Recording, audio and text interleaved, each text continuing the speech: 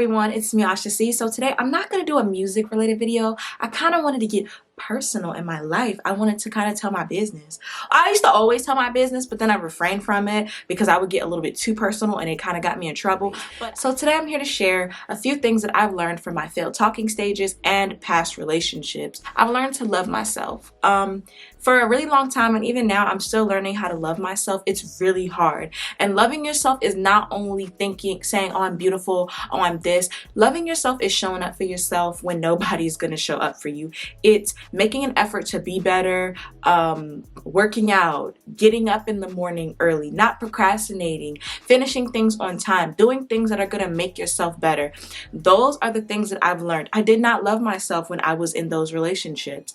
I would be so focused on the person and giving to them that I didn't give to myself, and that is poor person management. Like, you're not managing yourself. That's not healthy. Okay, so you need to learn how to love yourself. You can't be trying to build someone else up and you're not even where you want to be, and you're not where you need to be. Don't beg a man or a woman just to be, you know, gender neutral. Don't beg a man or woman to be with you. And I didn't necessarily beg, but I would press really hard for them to be in my life, and they obviously did not want to be there. So I would try to do everything, even love bomb them, and try to make them stay. And it's just like, girl, like, they don't want you. If he wants to leave or if she wants to leave, let her go. Okay, don't hold anybody hostage. So don't beg anybody to be with you, because that is actually going to make them look at you like, ooh, you look desperate.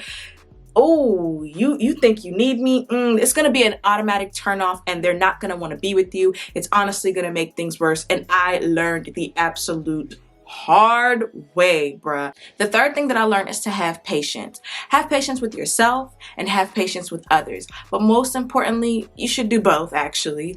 When you have patience with yourself, know that you're gonna make mistakes. Know that you're not always gonna get it right the first time. But as long as you realize that, hey, I know I made a mistake and it's okay, okay? It's all right to make a mistake, okay? Like, honest mistakes, not blatantly like, ooh, I'm gonna go cheat and while out, and no, it's not that type of mistake. But if you kind of accidentally say something and you trigger them, but you don't know, have patience with yourself, because you didn't mean it in that way. And you also should have patience with the person that you're dealing with. They are going to have certain things and certain traumas and triggers with them. They're going to have their own issues, but their issues are not a reflection of you. That's just their life. Therefore, that things that they do or they say, it's not a pass to the things that they're going through. It's not a pass for them to treat you any type of way. However, you need to have a lot of patience, and you need to just understand what they're going through. And it's not enough to understand, but really sympathize. You may not know the exact feeling, but at least like have some emotional intelligence when it comes to them. And that's one thing that I learned. I'm not a patient person. If somebody does something wrong or messes up, I just don't want to talk to them anymore. I want to leave. I don't want to talk to you. But that's not how it is, because if someone did that every time they dealt with me, I would be upset. So yeah, there's that. Number 4, accept them for who they are. Don't accept them for who they could be. I used to fall in love with potential, and it would just be horrible. Like, I dated someone and I just wanted things for them more than they wanted it for themselves. And I ended up trying to build them up to a point where they surpassed me, and I had nothing else for myself. Therefore, you need to accept who they are, okay? Oh, he's gonna be this, or he's gonna be this, or she's gonna be no, like, if they aren't working towards it or they're not already doing it, then it's never gonna happen. Like, yeah, like, he's gonna be faithful. No, as long as you accept him and allow him in your life, he's never gonna be faithful to you, because like, you just you're accepting who they are. Essentially, you're thinking that they're gonna change, but they're probably not, because if they really wanted to change, they would have already brought the issue up themselves or been making strides to become a better person. So I just save yourself the heartache, bruh. Don't try to Nah, bro, like that's who they are. They gonna change, but maybe not in the span of when you guys are together. Maybe after the relationship, they're gonna realize, like, dang, I was this. And they're probably gonna go treat the next person better. And that goes into my second point. Support the person, but do not build them up. Support your friends, or just support the person you're with specifically. If they have a dream and they want to do something and they have goals and aspirations, definitely always encourage them. Yes, you can go back to school and become a doctor. Yes, you can start a podcast and it will be successful. Yes, but baby, it's not your place to build them up. When you're supporting something that already exists. If you're a support system, that means something is already in motion and changing. So that means I'm offering you support to lift you up. But if I gotta build, that means that I have to start from the ground up, meaning that it's just dirt. The house is not even built. But if I'm supporting you, that means that you already got the framework down. You just need the electricity, you just need plumbing, and you might need some, like, the little fuzzy thing. You might just need some, you just might need just a little bit of push. Just don't build nobody. This is not Build a Bear. Don't build a man. And then when you build a man, you build him to be better for the next one. I learned the hard way, okay? You ever notice somebody dog you out and then they treat the next person better? Well, stop building them. Every man that you meet is not going to be your husband. I'm sorry. Everyone is not the one. Like, you can't have 10 ones. Like, because I used to think that I had 10 ones, and I don't. I had to stop focusing on the one and realize I am the one. I am the one, okay? And we get so caught up in, like, the fairy tale and romance that we kind of lose sight of what's important. Sometimes it's okay to have platonic relationships with men. Sometimes it's just okay to just date, not take it so seriously, bro. Like, I would take things so seriously, and I still, like, and y'all, I just kind of stopped talking to somebody like freaking a month ago.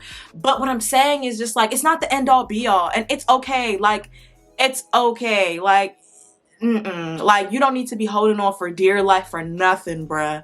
Like, sometimes we be like, God, I need a sign, and then God give you the sign that it's not the one, but you be like, okay, like, I'm gonna keep going though. I'm gonna keep going. And that's how we get hurt. So what I mean is just take it, just take your time. Everybody's not the one. Get to know that person. All right?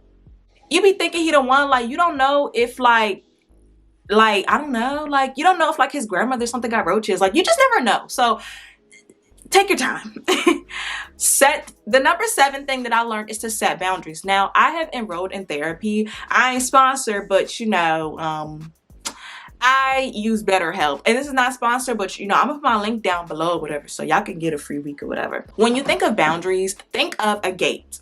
And then inside that gate, there's a house. So you are the house and your boundaries are the gate. So a person can, so your house could be the boundary too. So a person can walk in, right? But you essentially control who goes in and out that door because they have to knock to enter. They cannot trespass because that is your boundary. That's your safe space. So it's some things that you are going to accept. It's some things that you're not willing to accept. It's things that you're going to do, and it's some things that you're not going to do. It's all about you and your comfortability. However, it shouldn't be at the expense of others, but you need to be comfortable at the end of the day, that you need to be okay. You need to look out for you because nobody else is going to look out for you the way you are going to look out for you and make sure that you are good. I did not set boundaries. I would let guys treat me any type of way or say anything because I was scared and I didn't want to lose them. Bruh, if you want to leave, just leave. Go. All right? Because you're not going to tell me what to do, how to go. Like, you're not. Like, Shansia said it best. What I'm saying is, I lacked boundaries. And then I would be getting hurt. I would feel uncomfortable. I would be upset. And then later on, I would try to set those boundaries, and that person would be like, what? Like, what? Like, you ain't never said that. You never had a problem with that. It's because you never made it known in the beginning. So now the person could just treat you any type of way because you didn't set that standard. It's important to set them from the beginning so that there's no surprises in the end. Timing is everything. I would always try to rush things and not pay attention to God's timing. So I would try to make things happen prematurely before God said it was okay. You don't do that, because if God didn't send it, he's not going to help you rebuild it. All right? That's like asking a guy to change that God didn't even send in the first place. Like, what?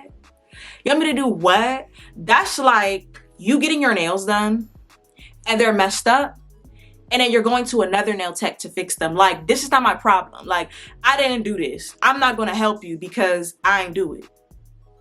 They loud outside.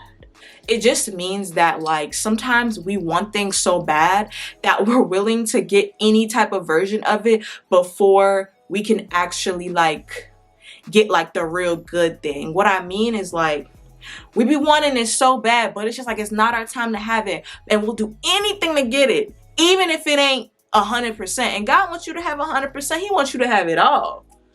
But you don't want it all. You just want it now. Like, no. No, you gotta let things, you gotta prep yourself for stuff like that. He just can't give it to you straight off the top. You gotta bring it back.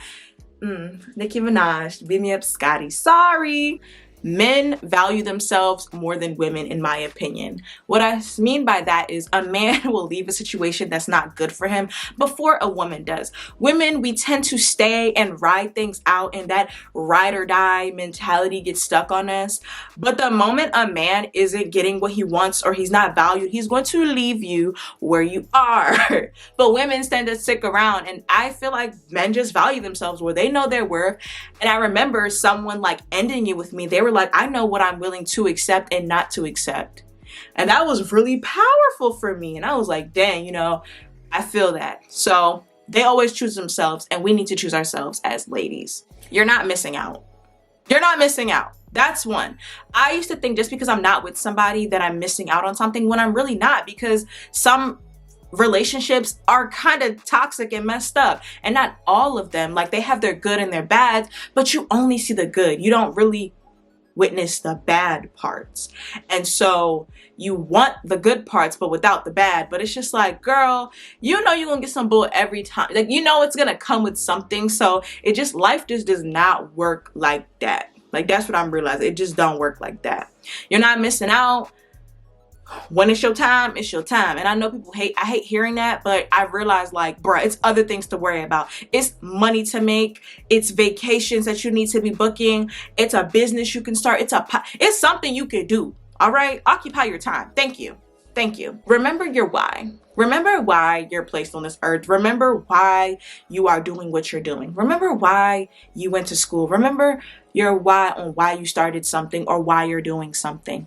That's so important, because we lose sight of what's important when we deal with somebody oftentimes, especially if we're not established and we're together. We'll cling on to that relationship versus actually fixing the mess in our life. We know we got trauma, but we are going to trauma bond, and we are going to put our issues on another person and mess up what they got going on when they're probably perfectly mentally stable.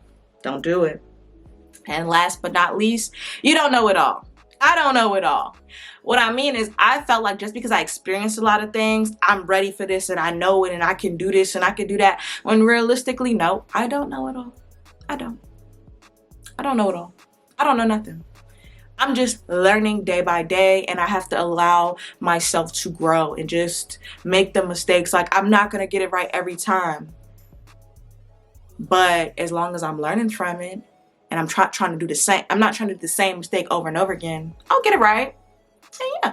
So those are the things that I've learned from my failed relationships and talking stages. So I kind of want to do a part 2 to this, and I kind of want to get a male's perspective on this. So I might ask one of my guy friends on my group. I don't know. But let me know down below in the comments, what do you think? What are some things that you've learned from your failed talking stages and relationships? So I'm going to go, and thank you so much for watching, and I'm out of here. Bye.